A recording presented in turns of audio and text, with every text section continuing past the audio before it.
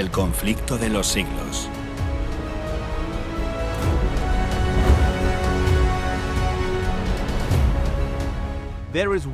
Hay un libro que estuvo a punto de costarle la vida a Ellen White.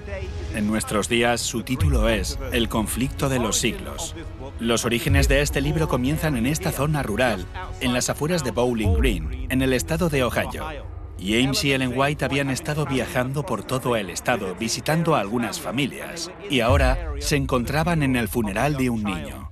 El funeral se realizó el 14 de marzo de 1858 en la escuela de la localidad, que por entonces se encontraba pasada esta carretera.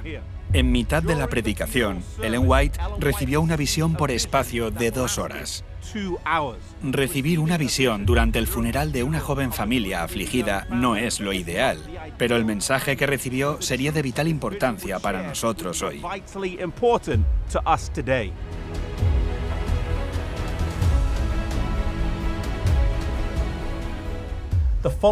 Al día siguiente, James y Ellen White regresaban a casa en tren. Ella habló a su marido acerca de lo que había visto y estuvieron conversando y haciendo planes acerca de cómo plasmar esta visión. Decidieron que cuando llegaran a casa, esta sería su prioridad. En aquel tren estaba alguien a quien un autor describió como un personaje invisible que no había pagado su billete en el tren y quien estaba empeñado en que el mundo nunca supiera la verdad acerca de él. No iba a permitir que el libro se publicara ni viera la luz. Al llegar a Jackson, en Michigan, fueron a la casa de Dan Palmer. Mientras Ellen White conversaba con la señora Palmer, comenzó a sufrir un extraño frío que recorría su lado derecho hasta el corazón.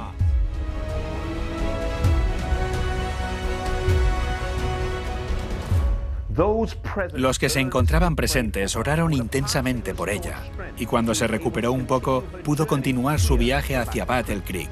Al llegar aquí a su casa, ella comenzó a escribir, pero no fue fácil. Al principio, solo tenía fuerzas para escribir una página al día, para después tener que descansar 3 días. Pero al seguir escribiendo, sus fuerzas crecían de forma que fue capaz de terminar el libro. En junio de ese mismo año, Ellen recibió luz sobre lo que había sucedido en la casa de los Palmer.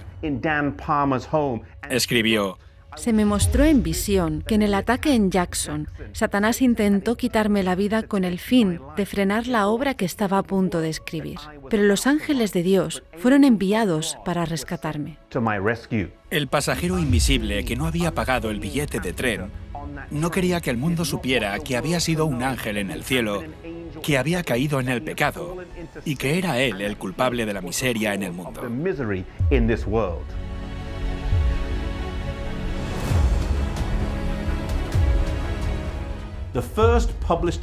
La primera publicación de esta visión fue este libro de aquí, la edición de 1858 de Dones Espirituales, volumen 1. Esto sería ampliado en El Espíritu de la Profecía, en los volúmenes 1 al 4, y más adelante se convirtió en una serie de 5 libros que conocemos hoy como El conflicto de los siglos. El tomo 5 se llamó El Gran Conflicto.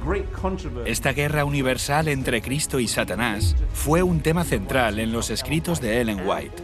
También los adventistas del séptimo día lo han entendido como la clave para descifrar las Escrituras. Este libro, que casi se cobra la vida de Ellen White, ha transformado muchas vidas en todo el mundo. Tratemos de compartirlo tanto como sea posible. La propia Ellen White dijo: El conflicto de los siglos debería ser distribuido por todas partes. Contiene la historia del pasado, presente y futuro. En su descripción de las escenas finales de la historia de esta tierra, presenta un poderoso testimonio a favor de la verdad. Estoy más deseosa de ver una amplia circulación de este libro más que de ningún otro que yo haya escrito.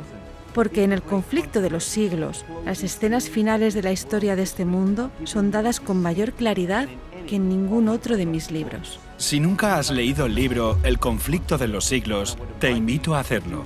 Si lo has hecho, ora y pídele a Dios sabiduría para saber con quién compartir un ejemplar.